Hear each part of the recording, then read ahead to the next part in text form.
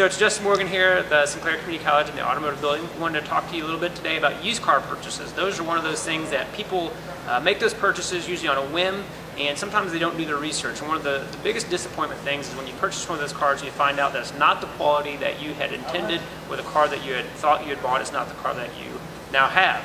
And one of the biggest things that I could recommend right off the bat to you is before you purchase that car, take your vehicle down to your local repair facility that you have a good relationship and have that car inspected. All too often I get calls from people saying, hey, I want you to take a look at the car I just bought. Well, after the fact, there's nothing you can do about it. So my suggestion is go ahead and talk to your local repair facility, have that car inspected. It might cost a minimal fee, but it's better to know what the condition of that car is before you purchase it. Mr. Singleton and I are going to go through and talk about some of the resources that you can use.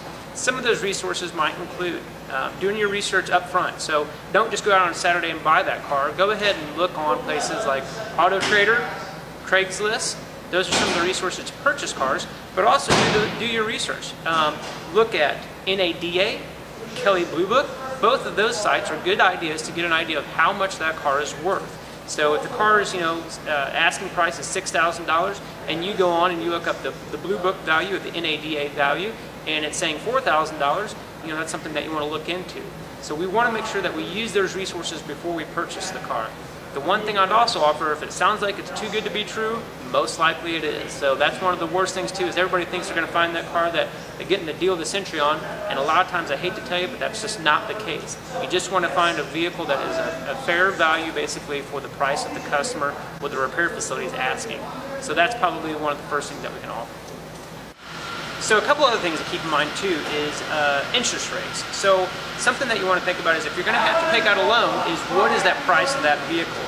So when it comes down to it and you find a decent deal, is you don't want to overpay in interest as well. So what my recommendation is shop around to your loan institutions or your banking institutions if you have to take out a loan and look at those rates. So a typical interest rate for a good person with a good credit score might be anywhere from 2 to 4 or 5% right now. That's probably somebody with a 700 plus credit score. So that's something that you want to look at, because if you can get the same vehicle and the price is the same and the interest rate's 1% lower or even a half a point, that's going to save you in the long run when it comes over 4 or 5 years. Another thing, my opinion is, when you go to a dealership or someplace that's going to be loaning you the car, is people always want to sell you on what your payment costs per month. All too often, consumers look at their price per month and not the actual value of the car.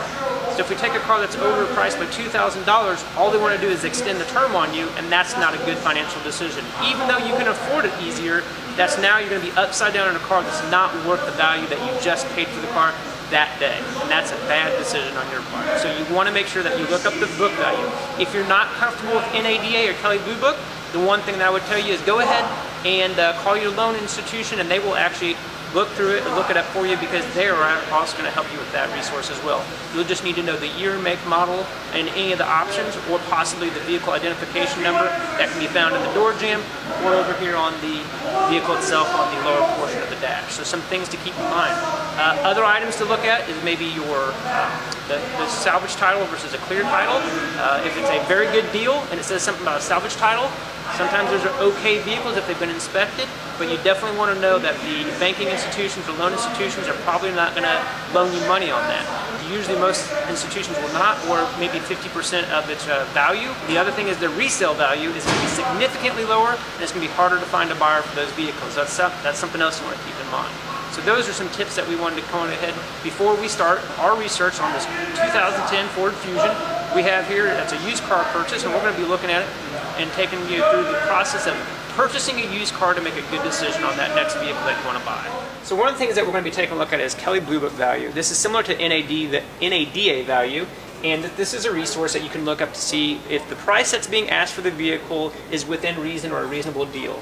So again, right now we're going to be looking at private party value. So if you're going to be buying this from another individual, this is the resource that you'd want to use. There's different options based off of the condition of the vehicle versus fair, all the way up to excellent. Right now we've chosen very good for this vehicle based off of the condition and based off of what was described or the photos online. So right now the value of this for private party is around $7,600. Don't forget you're going to pay tax. It's my opinion that I like to be under this value with tax. So the purchase price for me, I might want to be closer to the $6,500 to $7,000 range before taxes, because that's another added expense that a lot of consumers don't think about whenever they're purchasing a vehicle. So if this person was asking $8,500, clearly a little bit overpriced in this vehicle, and you'd want to look at some things to maybe negotiate the price down. If it was closer to $7,000, then you're probably in the ballpark as far as what a reasonable asking price is for this vehicle. And it's always a good idea that a lot of cars, used cars, are going to need a few small things, and that's okay. Another thing to keep in mind is maintenance records. I don't mind cars with higher mileage as long as that car's been maintained. So oil change records, tire rotations, anything that was done at the dealership, any independent repair facility. A vehicle like that might have a little bit more value to a person like myself because they can illustrate or show to you that that vehicle has been maintained. However, a car with maybe 40,000 miles and has no maintenance records, that kind of makes me a little bit more skeptical because you're not able to document what's been done to that vehicle in the past. Other options are Carfaxes. That's something that can be ran. You can usually pay a one-time fee if you want that done. So that's something to keep in mind as well as when you're doing your resource. And that's a good idea to maybe check the past history of accidents. Cars that usually have been in collisions are usually worth a little bit less, even if that repair has been done well. Although we may not look at it that bad, that's something to keep in mind. So a few last thoughts before we move into the actual inspection of this used car that we're going to go through is, we're not trying to deter you from buying a used car. There's plenty of good used cars out there, but what we want to do is make sure that you're an informed consumer before you purchase that used car. That's one of the biggest things that we can do, is try to help you make a fair purchase. So again, you're probably not going to steal a car from any kind of local car lot, but the biggest thing is having a fair purchase price for what you know you're getting. And again, if the car has a few issues and you're going to have to pay $500 or $600 to have those things to have that perfect used car, then that's okay. So that's something to keep in mind. So another thing you want to take a look at is insurance rates. On any car that you have an auto loan on, you're going to have full coverage until that car is paid in full. Also make sure that you have an idea of what it's going to cost you as far as your monthly premiums. A car that is paid in full and you want to carry liability is okay, but that's another added expense that you want to make sure if you're buying that car and it's already going to be at your monthly spending limit, you want to make sure that insurance is also factored into that as well. Okay, so this is part one of the three-part series. We're going to go ahead and make sure that you're doing your research before we get into the actual inspection of the vehicle, the walk around whenever you go there to actually look at the vehicle, and then also the third part will be a road test of the actual vehicle itself that you'll be able to take part in.